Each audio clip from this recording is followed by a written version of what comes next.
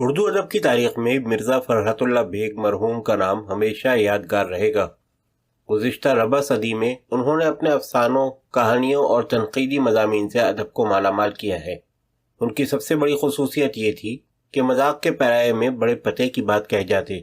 ان کے نزدیک ظریف کے معنی ہنسوڑے، مسخرے، یاوہ گو اور بھانڈ کے نہیں تھے، بلکہ ان کا یقین تھا کہ ظرافت خوش طبعی اور ذہانت کا دوسرا نام ہے، اور اس کا مقصد یہ ہے کہ ہماری حماقتیں اور عیوب دلکش طریقے سے بتائے جائیں اور سیاسی، سماجی، معاشرتی اصلاح دلچسپ پیرائے میں کی جائے۔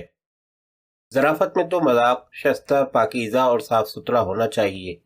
یہ کیا بات ہوئی کہ بھانڈوں کی طرح ظرافت کے میدان میں اترائیں، کبھی پیٹ پھلایا، کبھی پچکایا، کبھی نیم برہنہ ہو کر تھرکنے لگے۔ اگر اسی کا نام ظرافت ہے تو اس ظرافت کو دور ہی سے سلام ہے۔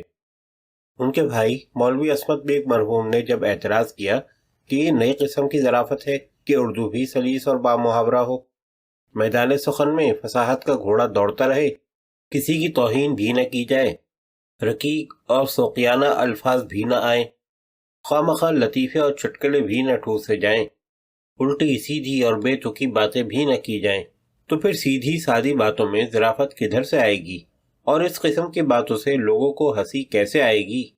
مگر فرحت اللہ بیگ برابر یہ کہتے رہے کہ بڑا کمال تو یہی ہے کہ واقعات سے مذاق پیدا کیا جائے، اور واقعات کو اس انداز سے بیان کیا جائے کہ پڑھنے والے کو گدگداتے رہیں اور دل و دماغ پر ایک انبساطی کیفیت پیدا کرتے رہیں۔ وہ کہتے تھے کہ تم مثلاً کسی بناوٹی آدمی کے حالات بیان کرو، کسی افیونی کو لو، یا کسی بگڑے ہوئے نواب یا غائب دماغ پروفیسر کے حالات بیان کرو، پھر دیکھو اسے پڑھ کر کون خوش نہیں ہوتا۔ جب ان کی وضاحت اور صورت شکل دیکھ کر ہنسی آئے تو پھر ان کی تحریری حلیے اور واقعات کی تصویریں دیکھ کر نہ ہنسنے کے کیا معنی ہیں؟ مرزا صاحب کی مزاحیہ نگاری کا مقصد کیا تھا، اس کو معلوم کرنا زیادہ دشوار نہیں ہے۔ انہوں نے اس بات کی صراحت کرتے ہوئے لکھا ہے، مضامین لکھنے میں میری کوشش ہوتی ہے کہ ایک تو وہ پرانے واقعات تحریر میں آ جائیں جو بزرگوں کی زبانی مجھ تک پہنچے ہیں، تاکہ کچھ دن بعد نیست و نابود نہ ہو جائیں۔ دوسرے یہ کہ ان اہل قلم حضرات کے واقعات قلم بند ہو جائیں جنہوں نے زبان اردو کی اصلاح میں اپنی عمریں صرف کر دیں۔ تیسرے یہ کہ اردو زبان میں خوش مذاقی کے ذریعے اصلاح معاشرت کا پرچار کیا جائے۔ جہاں مرزا صاحب نے اپنے مضامین میں ہماری سماجی خرابیوں کا جائزہ لیا ہے، وہیں ان کے قلم نے واقعات کے حقیقی خد و خال کو اس طرح لوگوں کے سامنے پیش کر دیا کہ وہ ہنستے ہنستے اس کی جانب متوجہ ہو گئے۔ ان کی حالت اس کارٹونسٹ کی سی ہے جو اپنے کارٹون کے ذریعے گھڑی بھر کے لیے لوگوں کو ہنساتا ہے، لیکن اس میں چھپے ہوئے طنز دیکھنے والے کو حالات حاضرہ کا جائزہ لینے پر مجبور کر دیتا ہے۔ نقاد کے متعلق یہ بات مشہور ہے کہ وہ کبھی کسی کو خوش نہیں کر سکتا، لیکن فرحت کی طنز میں ڈوبی ہوئی اصلاحی تحریروں کا لوگوں نے ہمیشہ ہنستے ہنستے خیر مقدم کیا، اور ہنسی کا دورہ ختم ہوا تو انہیں محسوس ہوا کہ زندگی کے حماقتوں کو دلچسپ انداز میں پیش کر کے فرحت نے سماج کے دکھتے ہوئے گال کو پہلے تو سہلا دیا، لیکن بعد میں بھرپور تماشا جڑ دیا۔ ظرافت اور خوش مذاقی تو فرحت میں کوٹ کوٹ کر بھری تھی۔ وہ ہر چیز کو ظریفانہ رنگ میں رکھتے تھے اور اسے ایسے دلچسپ اور لطیف پیرائے میں بیان کر جاتے تھے جن کو سن کر خوشی اور مسرت کی لہر دوڑ جاتی تھی۔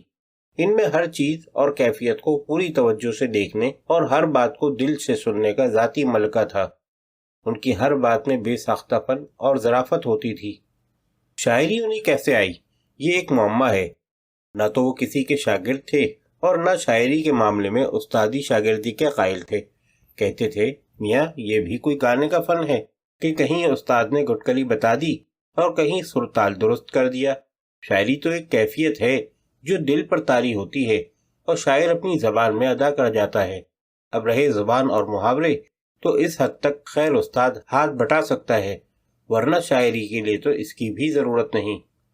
مرحوم تابڑ توڑ مضمونوں پر مضمون لکھنے لگے اور دھڑا دھڑ مضامین کے حصوں پر حصے چھپنے لگے تو بعض اہل قلم جل اٹھے اور ان کے خلاف محاذ تیار کرنے لگے۔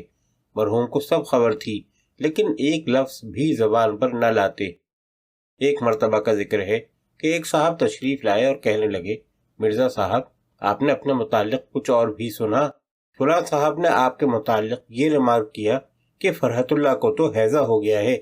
ہنس کر کہنے لگے کہ اگر یہ بات ہے تو بابا ہم دنیا ادب سے جاتے ہیں، خدا کے واسطے تم ہی زندہ رہو اور تحریر کے قبض میں مبتلا رہو۔ ایک مرتبہ مرزا فرحت اللہ بیگ، عزیز مرزا اور وحید الدین سلیم باتیں کر رہے تھے۔ اتفاقاً فرحت مرحوم کا ایک ضروری کاغذ کھو گیا۔ بہت ڈھونڈا مگر وہ نہ ملا۔ فرحت مرحوم سخت پریشان تھے۔ اتفاقاً اس کاغذ پر مولانا وحید الدین سلیم کی نظر پڑ گئی۔ انہوں نے فوراً اپنے ہاتھ کے نیچے چھپا لیا۔ مرزا فرحت اللہ بیگ فوراً بھاگ گئے، ان کی طرف دیکھ کر مسکرائے اور کہا، بزرگوں کا قول صحیح ہے کہ جو چیز گم ہو جاتی ہے اس کو شیطان اپنے ہاتھ کے نیچے دبا کر بیٹھ جاتا ہے۔ ذرا دیکھنا تو میرا کاغذ آپ کے ہاتھ کے تلے تو نہیں ہے؟ ایک صاحب مرزا صاحب سے مذہبی مسائل پر گفتگو کر رہے تھے اور مرزا صاحب خاموش سن رہے تھے۔ ایک موقع پر مرزا صاحب کو مخاطب کر کے بولے، اچھا مرزا صاحب، جس وقت صحابہ اکرام میں خلافت کا جھگڑا اٹھا تھا، اگر آپ وہاں ہوتے تو کس کی تائید کرتے؟ مرزا صاحب نے کہا، مجھے کسی کی خلافت سے کیا مطلب؟ میں اگر وہاں ہوتا تو اپنی ہی خلافت کا ڈنکا بجاتا۔ جب مرحوم نظامت سوم عدالت پر ناظم مقرر ہوئے تو ایک صاحب نے مبارکباد پیش کی اور پوچھا کہ آپ کہاں کی نظامت پر گئے ہیں؟ کہنے لگے، میں 3rd کلاس مجسٹریٹ بن گیا ہوں۔